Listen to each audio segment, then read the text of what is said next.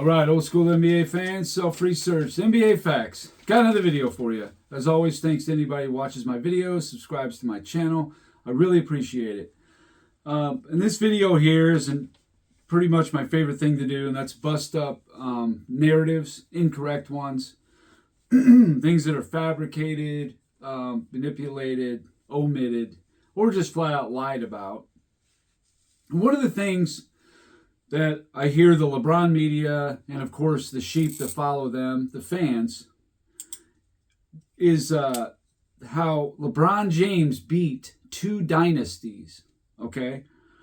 Well, if anybody even knows what a dynasty is, in any sport, the way I've always understood it is people win, I think it's 3 championships in 5 years, or 3 and 4. You definitely need 3 championships in a short amount of time.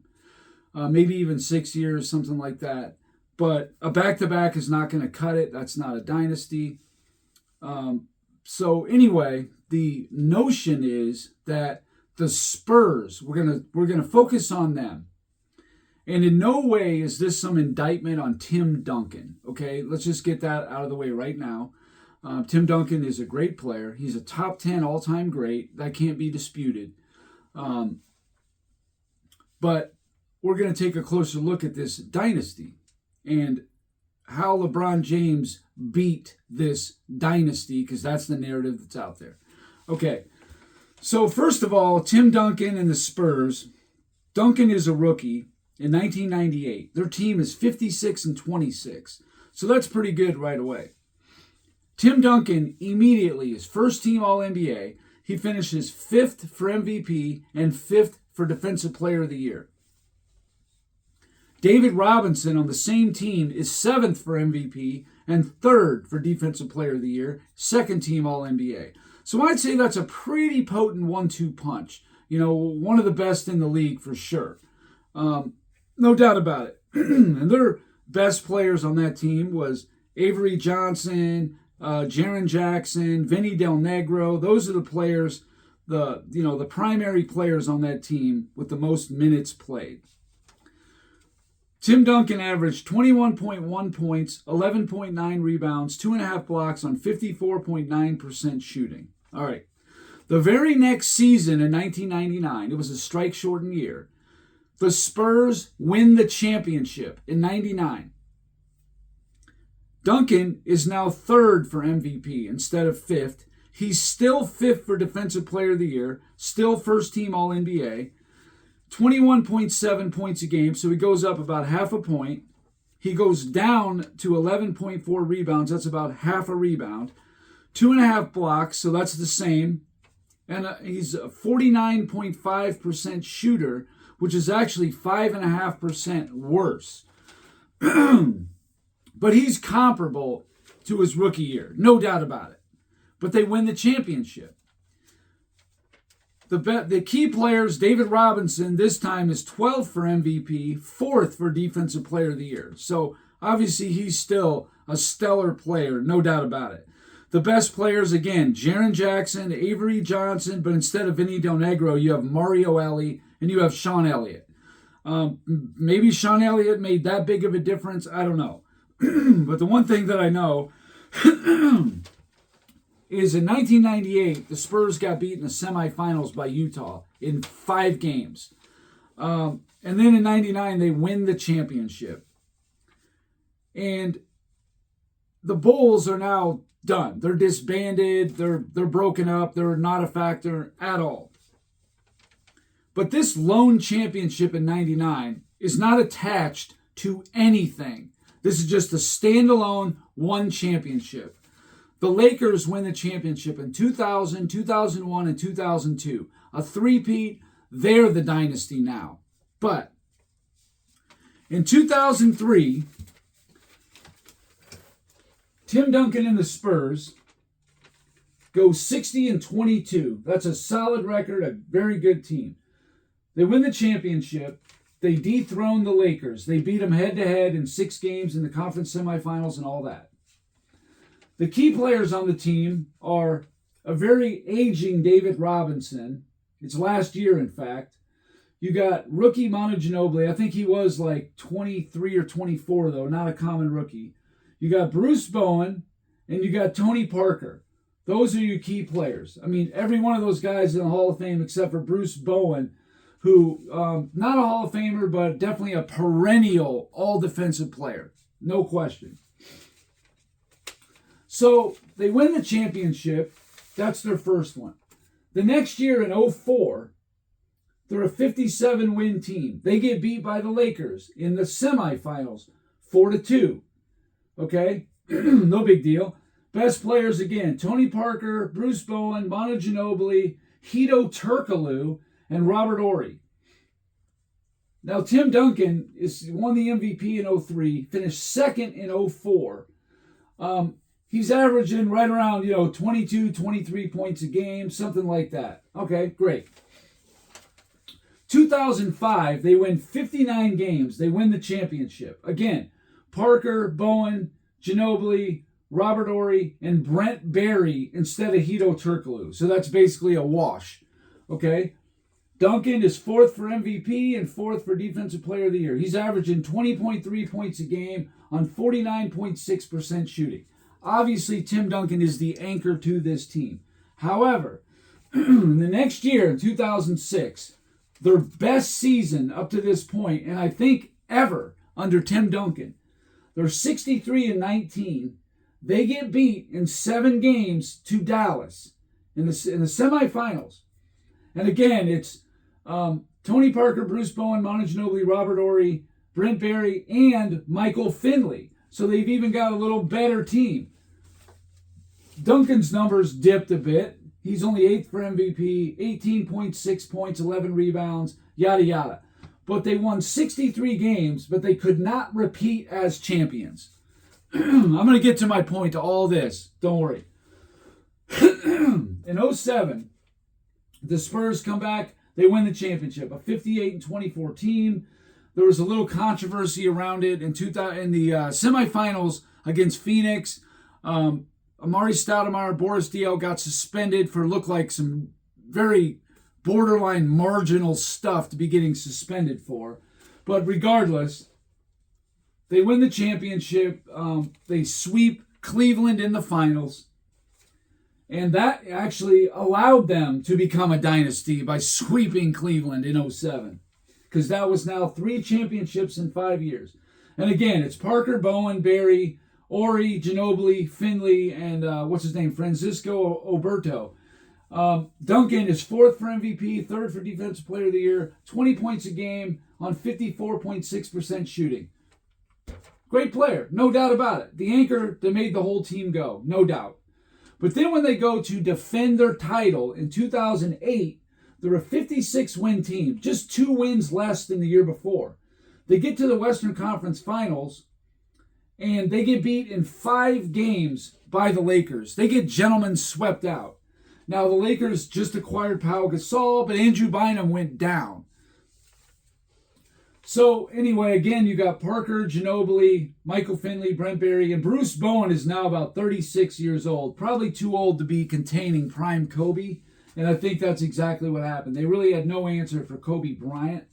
Duncan, 7th for MVP, 9th for Defensive Player of the Year. He's averaging only 19.3 points a game, 49.7% shooting. Still, he's a great player, but they couldn't repeat in any of the 4. Actually, yeah, in 2000, in 2004, in 2006, or in 2008, they could not repeat. They just couldn't. And then they start a stretch where the Spurs were looking very mortal, regardless of their record. Okay, so in 2009, they're 54-28. They get beat in 5 games in the first round by Dallas. They win 1 playoff game. And again, it's a team that's 2 years removed from a championship. And they got Parker, Ginobili, Michael Finley. Bruce Bowen is now in his last season. He's 37. You got Matt Bonner and Roger Mason. Those are like the fill-in guys. They had so many of those guys, like Glenn Robinson, Steve Smith, Steve Kerr, Robert Horry, all these guys all through the years. Roger Mason, Malik Rose, Steven Jackson. So many of these wing players They were coming off the bench. Brent Barry, there's like 20 of them over the course of like 10, 15 years. So many different players. They just shuffle them in and out. But Duncan, again, is under 20 points a game. He's 11th for MVP. He's not even a top 10 for MVP anymore. But he is shooting 50.4% from the field. But Duncan does have a bit of a renaissance a little bit later on. 2010, San Antonio is a 50-32 team. I think they had injury issues that year. If I remember correctly, I think Duncan missed some games. But anyway, the first year, Tim Duncan got no votes for MVP. They got swept in the second round by Phoenix. And again, it's Parker, Ginobili, George Hill is now on the team, and Richard Jefferson. That's their that's their peripheral players behind Duncan. Duncan's only at 17.9 points per game now, 10.1 rebounds. These are his lowest totals of his career. 2011, now they're a 61-21 team. So they're awesome. But they got beat in the first round by Memphis in 6 games. That's crazy. And again, it's Parker, Ginobili, George Hill, Richard Jefferson, Matt Bonner, and Duane Blair. Those are your key players, along with Duncan. Duncan now is only averaging 13.4 points, 8.9 rebounds on 47.8% shooting. Clearly not the same player as he was. But as he got a little bit later into his career, like 2012 through 2014, his numbers started going up a little bit. And a big reason why, there wasn't a ton of great big men in the NBA at that time. There just wasn't. 2012, San Antonio, the best record in the NBA, 50-16. That is on pace to win in 2012. That's on pace to win about 62.3 wins. That's what they were on pace to do. They were up 2-0 in the Western Conference Finals, and OKC came back and won 4 straight on them.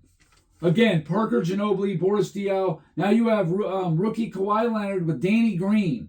So they just keep reloading these, solid peripheral players. They just keep moving them in and out. Duncan's at 15.4 points, 9 rebounds on 49.2% shooting. He's 14th for MVP. At this point, Tony Parker is clearly the best player on the team. Clearly. And he had been probably for a few years. 2013, Miami, a 58-24. The last time they had that record, they won the championship in 2007. They lose in 7 games to Miami on I don't think it was actually last second, but it was a miracle 3 from Ray Allen.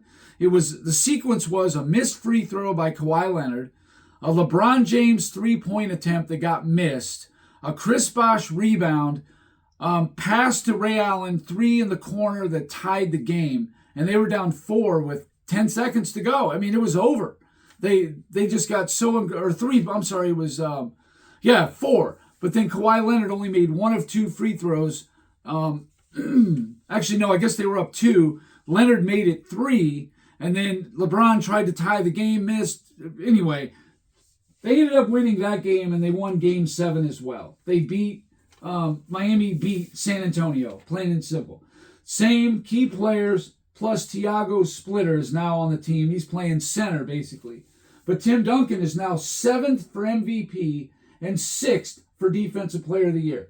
Now, my contention is, and you don't have to agree with me, that the league was losing a lot of its great players, like Dirk Nowitzki, like Kobe Bryant, Kevin Garnett, Paul Pierce. These guys are getting pretty old now. Shaq's out of the league. There just wasn't as many great players at that particular time. Sure, you had LeBron James, Dwayne Wade, even he was slowing down just a smidge. You had Kevin Durant, but not a whole lot else. I mean, Chris Paul, Dwight Howard, he was still pretty effective. But I'm just saying, like, for Tim Duncan to be at that age, and I think he was 37 years old, to be 7th for MVP and 6th for Defensive Player of the Year has a lot to do with the state of the league, especially the big men. You had players being first team all defense, first team all NBA, defensive players of the year, players like Tyson Chandler, Joakim Noah, Marc Gasol. Now, these guys aren't bad necessarily, but to be the cream of the crop centers, yeah, no. Tim Duncan played in an era where there was really good big men, like he came in with Alonzo Mourning and Hakeem and Shaq. I mean, so many series against Shaq, Ben Wallace. I mean, there was several, really good centers at that time.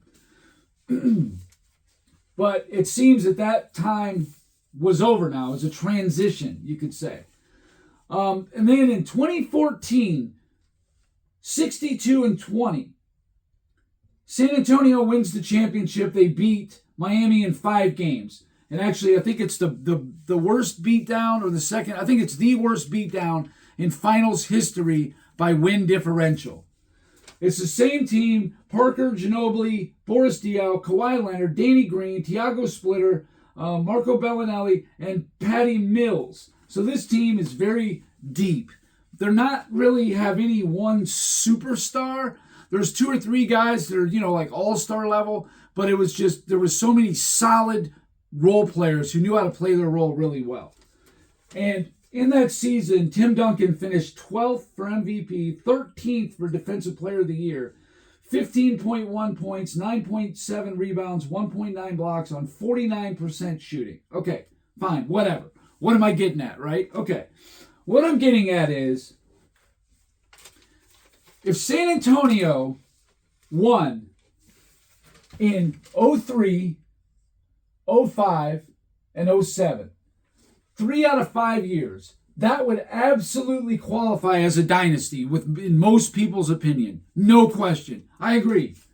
But how on earth is a team from 07 who is 7 years removed from their last championship, the 2014 Spurs I'm talking about, how is that a dynasty? And even the 2013 Spurs, that this is really more to the point, they're 6 years removed from their last championship. How is that a dynasty? Back in 07, they had Bruce Bowen, Robert Horry, Michael Finley. Yeah, they had Ginobili and Parker and Duncan were the best 3 players. But that was not even the case in 2014. It was probably Duncan, Parker, and Kawhi Leonard. And Ginobili is getting older now. I mean, he's, 36, 37 years old. So is Duncan. Duncan, I think, might even be 38 years old. These guys are not anywhere near their prime. Tony Parker is still on the very edge of his prime, entering post-prime, no doubt. Kawhi Leonard isn't even in his prime yet, even though he did win Finals MVP and all that. I get that. But I'm just saying, there's no way you can equate this team to these teams. They're not the same. That's not a dynasty. You cannot go 7 years in between championships and still try to say that's a dynasty. And if you're just trying to say that, no, LeBron James beat a team that was a dynasty, okay, but let's take a closer look at that. Since 07, because that's what we're getting at, from 08 through 2012, let's take a closer look at those 5 years after the dynasty and before LeBron and Miami beat them in 7 games. In 2008, the Spurs were 56-26. I mean, they're only 2 wins less than the year before. They got beat in 5 games in the Western Conference Finals, okay? All right, fine, whatever, it happens. No problem. The next year, they're 54-28, and they get beat in the first round by Dallas. They win 1 playoff game. That's crazy for a Tim Duncan team. Greg Popovich, Tony Parker, all that, nuts.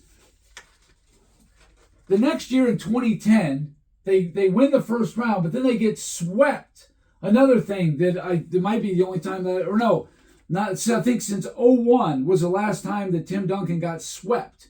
So they get swept by Phoenix, a team they used to handle no problem.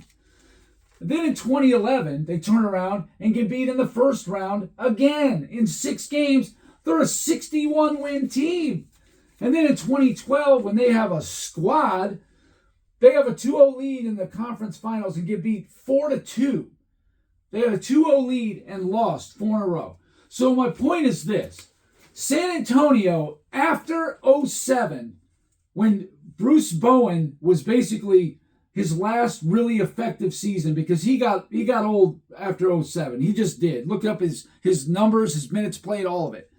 So without Bowen, believe it or not, they didn't really have a really good perimeter defensive player. And that was what was missing. And they got it with Kawhi Leonard. He turned their fortunes around. I mean, he's the one that, they helped put them in the, got them to the Western Conference Finals, even though they were up 2-0 and lost. He was only a rookie. The next year in 2013, they pushed Miami to 7. They actually had a 3-2 lead and lost. But I'm just saying, once they got Kawhi Leonard, it was a whole different ball game, really. But San Antonio was getting beat regularly. From those 5 seasons, they made only 2 trips to the Western Conference Finals, and they lost in 5 games and 6 games. That's what happened. So beating the Spurs in those years really wasn't uncommon. I mean, everybody beat them almost. Not everybody, but pretty much every good team was beating the Spurs in this time frame. That's just what happened. They weren't the same as 03 to 07. They just weren't. Now, in 2014, like I said, San Antonio, they were 62-20. But typical Spurs fashion, the next year, I think they got beat in the first round by the Clippers. They just could not repeat. And even in like 2016, when they were like a 61-win team or what, I think it was Duncan's last year, they got upset again there too. So this was like their little window. They had 13 and 14, and they did win one of them. But this is not the same team as the dynasty years. So anybody who's saying that, LeBron beat the Spurs, they were a dynasty. Yeah, back then. All this losing in between. And they were always a good team. Their worst season was 50-32. That's their worst season. Out of all these years, that's their worst one. So to say that LeBron James beat dynasties is just factually incorrect. And in fact, you could say that LeBron James, because he got swept in 2007, allowed San Antonio to be the dynasty. If he beats the Spurs in 07, they're not a dynasty. They just simply won 2 out of 3 championships. That's no dynasty. People do that kind of stuff all the time. But anyway, that's it for the Spurs. I mean, I think I covered, again, it's not an indictment on Tim Duncan. I mean, he did get upset 7 times with home court advantage. Now, if you're somebody who grew up in the 2000s, I know you're going to get defensive and you're going to say, what's the big deal about home court advantage? I've heard this stuff before. The big deal is that this is a team that was winning championships. And then they would also have letdowns. So they were inconsistent at the highest level for the duration of Tim Duncan's career. It is not an indictment on Tim Duncan. He was a great player. He just was. He was a phenomenal two-way player. He made all those all-defenses for a reason. He was on the MVP ballots for a reason. First-team All-NBAs for a reason. He was a great player. All-time top 10, no question. A winner. He could have had a Bill Russell-type career. He very easily could have. But they had letdowns. They had disappointments. They just did. But even still, that's not a dynasty. 2013 to 14, 7 years removed. I mean, that's like saying Kobe Bryant winning in 09 is somehow connected to 02. 7 years apart, right? No, we're not doing that. That is stupid. It's not even close to reality. All right, and then the other one is Golden State. Golden State won the championship in 2015. That's a single championship. That's it. They go to the finals regardless of their record. They won one championship after the 2016 season. They got beat in the finals, okay? They won one championship. Again, they became a dynasty right on LeBron in the finals. They became a dynasty in 2017 and 2018. 2018 meant the Warriors won 3 out of 4 championships. That made them a dynasty right there. They didn't defeat a dynasty. No, they helped make one. And you can say they were outmatched. Maybe, probably they were. But that is reality, not they beat a dynasty. They were not a dynasty in 2016. They didn't have Kevin Durant. And I heard Shannon Sharp talk this the other day. And again, I'm not even going to listen to this guy anymore. He's such a fool. But you don't even need to look at the details of what happened in 2016. Because you know damn well if those details came out about Michael Jordan, he beat the Suns, let's say, when, Barkley was hobbled. They suspended, like Kevin Johnson or Dan Marley or somebody like that. Damn well that would get brought up. But you don't need to even mention the details. All you got to do is look at this simple thing. Golden State was 73-9 in the regular season. 73-9. In the playoffs, they were 15-9. So what happened? The competition got that stiff. Why? They roasted OKC and Cleveland in the regular season, and they did not sweep anyone. Nobody in all 4 rounds. That right there should tell you something is off. This is not the same team that went 73-9. All the other best teams in NBA history, best regular season records, the 96 Bulls, they had no problems in the playoffs at all. They were what, 15-3, pretty much waxed everybody. Seattle did win 2 games against them. That's it. Everybody else got waxed. That's how it goes. The 97 Bulls, I think they lost maybe 4 games, I think. Yeah, they did. They lost 4. Utah beat them 2 games. That's great. But again, the Bulls were 15-4. Had no problems at all. Waxed everybody. The 72 Lakers, they were 69-13. They had no problems beating everybody in their path to winning a championship. How about the 1967 76ers? They were 68-13. Again, no issues beating anybody. They didn't get pushed to 7 games, nothing like that. Won the championship. But yet, the team who had the absolute best regular season record suddenly played 2 7-game series, didn't sweep either team in the first 2 rounds, and then get pushed to 7 in the next 2, and nothing's off. They're just beating them straight up. Yeah, something's definitely off there, you would have to say. So, anyway, no, they didn't. LeBron James did not beat any dynasty. It didn't happen. For that to happen, you would have had to have disrupted the dynasty, and then therefore they wouldn't have been a dynasty. So that right there shows you that's impossible. And for San Antonio, you beat them. You're a little late to the party. You had your chance in 2007 to beat a dynasty, and you didn't do it. You got swept instead.